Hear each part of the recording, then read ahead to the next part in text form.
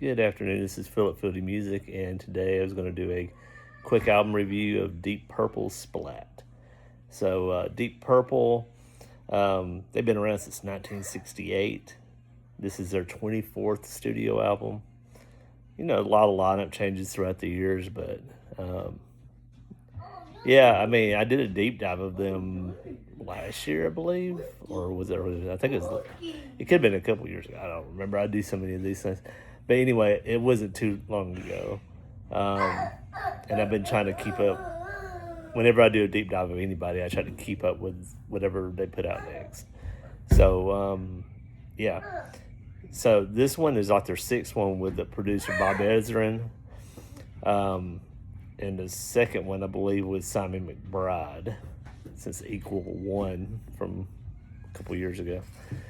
But anyway, the personnel on this one is Ian Gillan on vocals, Simon McBride on guitars, Roger Glover on bass guitar, Ian Pace on drums, and Don Airy on keyboards. Now, one interesting one, the second single from this one, Diablo, had Keith Urban, the country singer, on guitar. So that's interesting. This whole thing, though, it's like for like an older classic rock band. It's kind of like the whole. I mean, she's not classic rock or anything, but like the whole Madonna of it.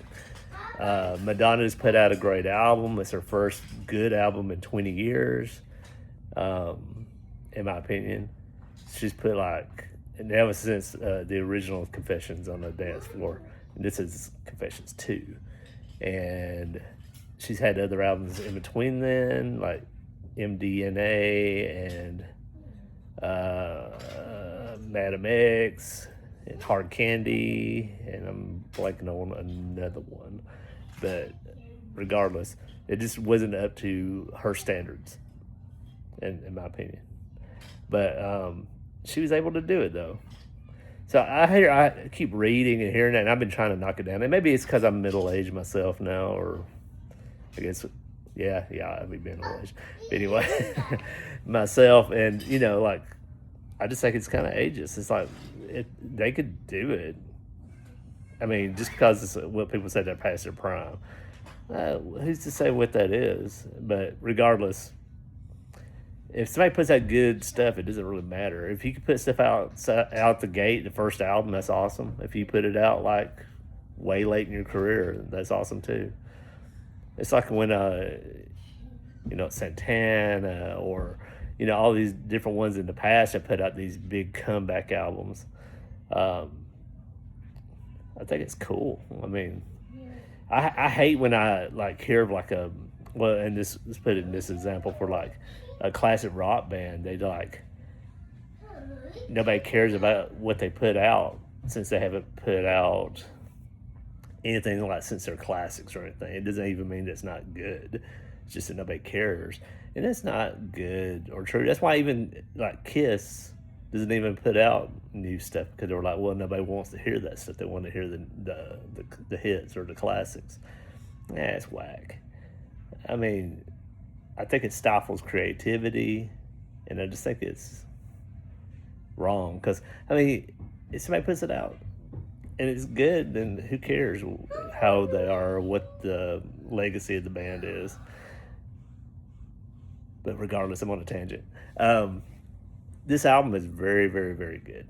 It's a hard rock, heavy metal, progressive rock album. It's the one that I think I was reading somewhere that the band said this is their heaviest in a long while.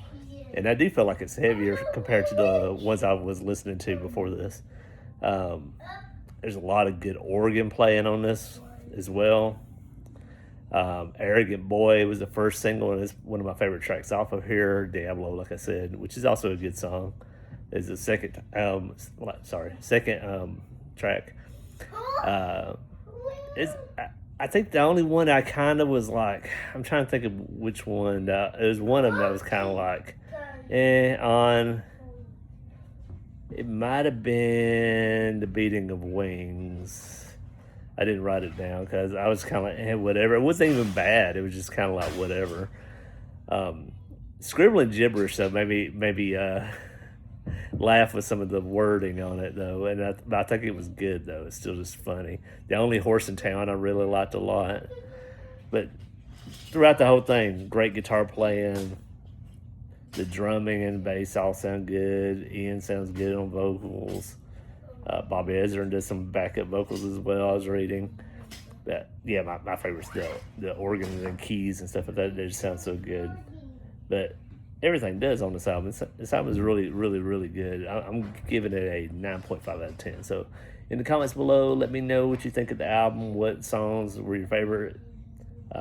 Any old Deep Purple songs I should check out.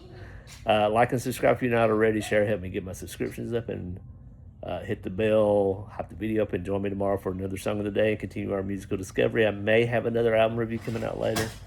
I'm trying to start doing a lot more of these smaller ones since time. But anyways, have a good day. Bye-bye.